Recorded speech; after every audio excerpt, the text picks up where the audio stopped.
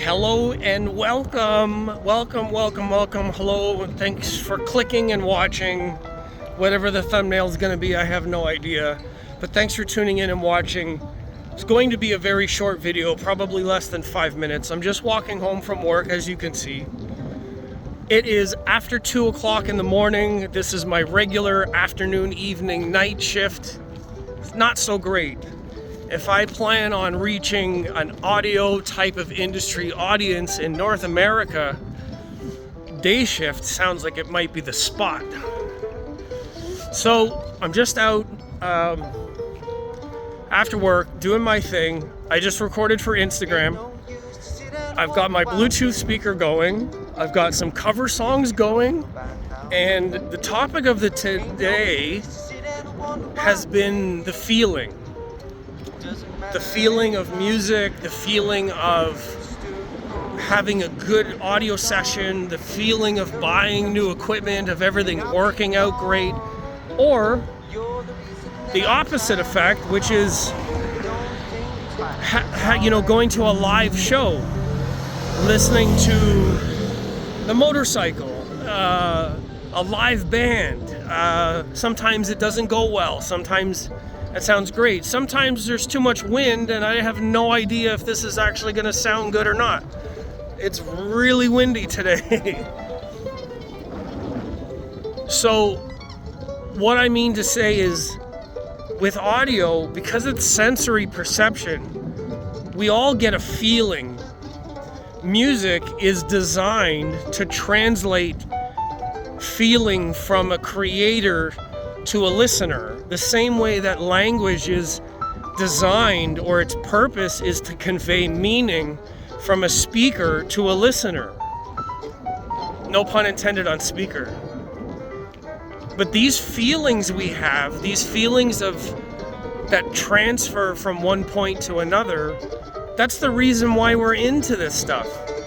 We often forget because there's so much science, so much data, so much math, so much nitpicky details, which are important. If you want to translate feeling as accurately as possible, then you need to pay attention to the details. There's no getting around that part of it. But the feeling sometimes can translate anyways. It doesn't have to be perfect. It doesn't have to be mathematically accurate. That's a big reason why people really started loving distorted guitars, electric guitars. That's why people started getting into things that felt different. It inspired them differently. It gave them a different sense of music. Drums in general transformed over many, many, many years. Drums being almost one of the oldest instruments, except for the voice.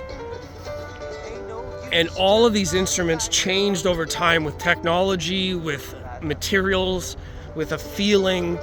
Some of them were just made by accident. Just some of them developed because we had a sense of our environment and we wanted to try something new and something worked. So it's a translation of feeling from the music into our lives in audio.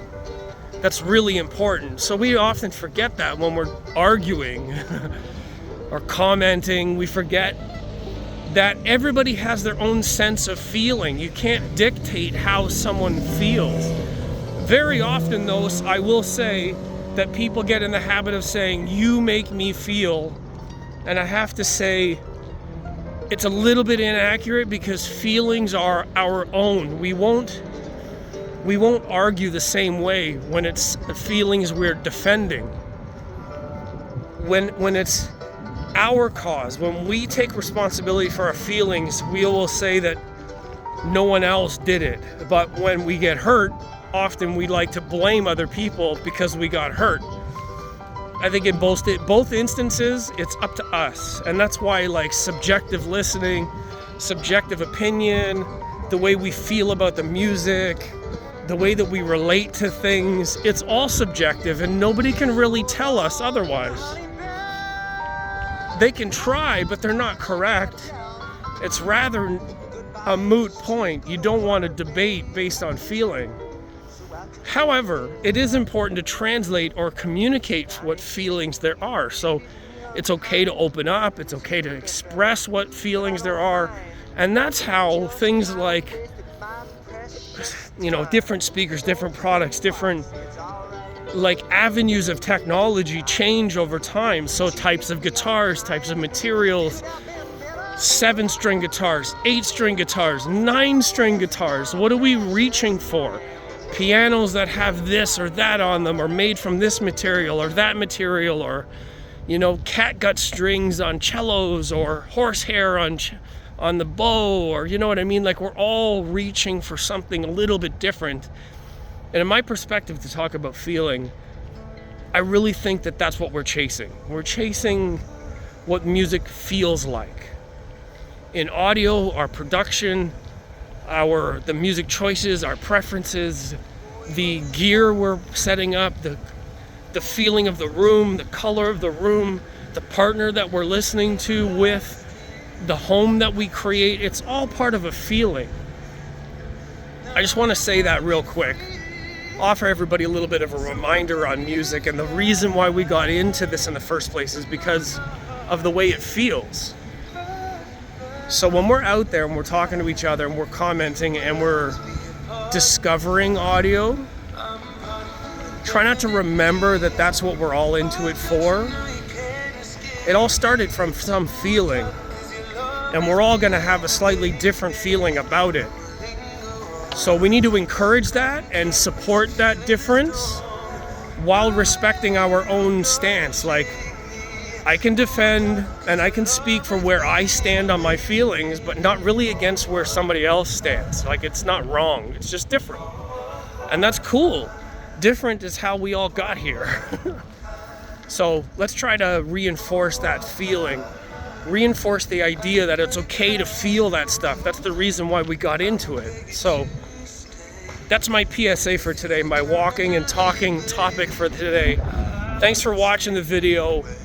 Expect some big things soon. Toronto Audio Fest is coming up at the end of October. I should have a lot of content from that. Hopefully more interviews. Fingers crossed it all goes well. So from me to you, I'll see you guys later.